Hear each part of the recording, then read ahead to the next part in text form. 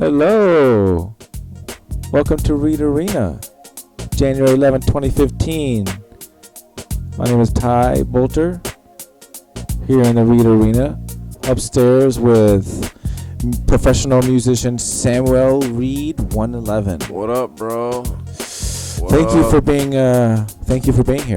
Hey, man, I appreciate you having me. I mean, we do a lot with the International Office of Creativity, as you know. Yes. Talk to us about that. Really?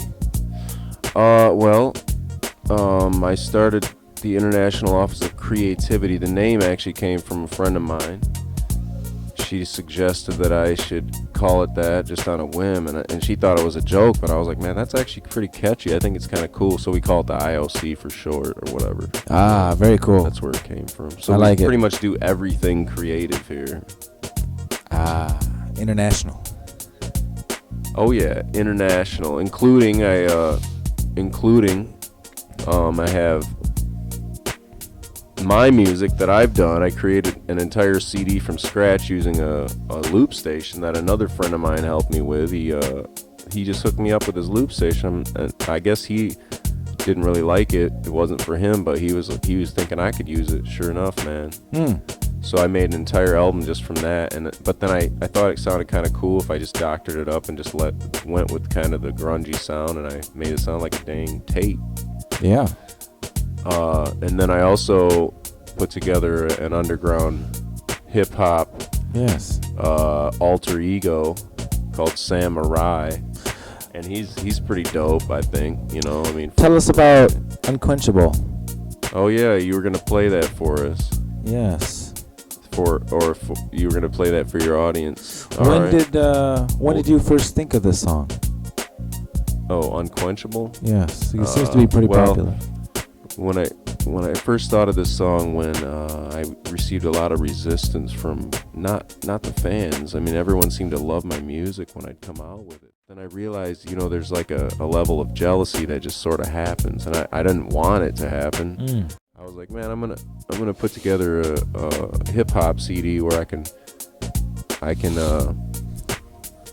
reach the people in the streets. So for those of us who maybe have not heard this Unquenchable, is there any type of sample you could play for us? Yeah, man. Right. Yeah.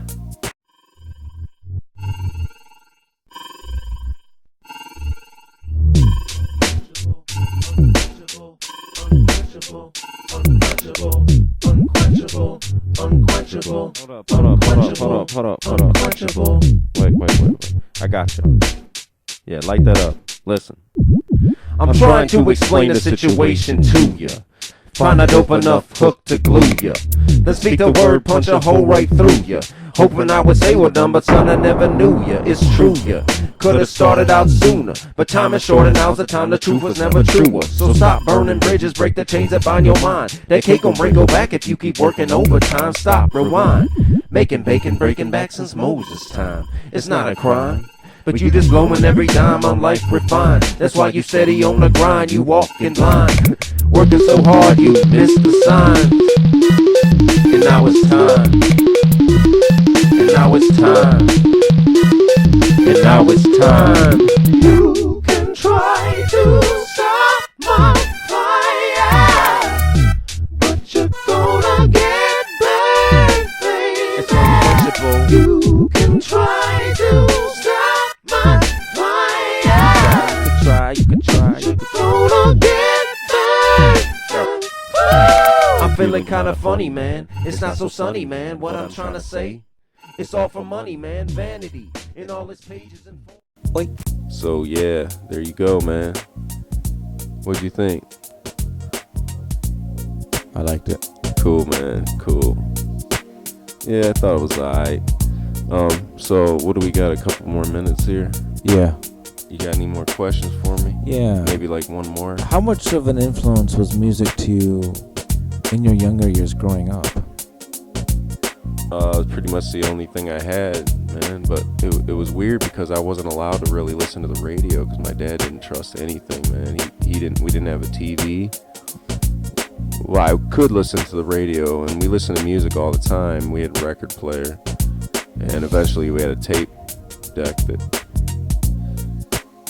That's a long story, but man, I remember the first tape I ever bought my mom helped me buy it, I suppose. I don't remember. I think I mowed a lawn for it or something. And I went down there, and she was there when I picked it out, and they were all scared because they didn't understand this new group, Arrested Development. And so we went down to the record store, and she took me down there, and I got my first tape and put that in the car. I was so embarrassed because I was afraid she wasn't gonna like it, and it wasn't so much what the tape looked like. It was what the sound. There was drums, and I wasn't really allowed to have drums because I come from a very conservative background. So Yeah. yep. I had Vanilla Ice. Ice Baby. Yeah, but we used to go to your crib and shoot hoops through the little half-sized balls and dunk on each other. Yes. And listen to Vanilla Ice and MC Hammer. MC Hammer. Who else? Pump Up the Jam. Technotronic. And then we filtered into the Green Day phase. Oh yeah, Green Day. That was straight. You got really into Green Day. Yeah. You're still into that. So now, Unquenchable. Music's always been. Man, I used to listen to groups like you might not know all of them, but man, I remember one of the groups I couldn't get enough of was this group called the Breath of Life Quartet. It was just 4 dudes. They had afros on the front of this record, man. I just thought that was so cool, the way they look. But most of anything, every time I heard it, I'd just sit there and I'd listen to the harmonies, man. And they had the coolest bass lines. It was all vocal, usually. Sometimes no instruments. So it was pretty cool. Yeah. Then I listened to groups like the Spin Doctors, man. I love the Spin Doctors. Good songs. Yeah. I remember listening to Boys to Men. Oh yeah, I loved Boys to Men. Till the end Man, of the road, still I can't. Yeah, I know everyone knows that one. Yeah. You belong to me. You belong. All right, man. So yeah, we know. I mean, music was everything to me. Yeah, I remember growing up, your dad was actually into music quite a bit. Yeah, man. I remember him playing the guitar, singing. He would play us groups like Take 3, a very little-known folk group. Oh, yeah. From the 70s and 60s and 70s, but it was precise and for a reason. He would play things for a reason. He knew that we were listening, and he wanted us to hear good music, and not just good music with a good message. Yeah. So because he knew that later we would remember the words. So the music led us into the words. Yeah. So yeah, he was very musical, of course. Yes. So he used to write songs too, man. Oh yeah. Yo. I asked my mom what happened, and why did Dad? This was after he passed away. Shouldn't say died. He's not dead. After he passed away, what happened? Why did he stop writing music? And she said, I don't know, honey. Life just got in the way, and I didn't really understand that. But then I thought about it. I was like, well, I did have kids myself for 10 years, and I kind of know what that's like, man. You just do not have time.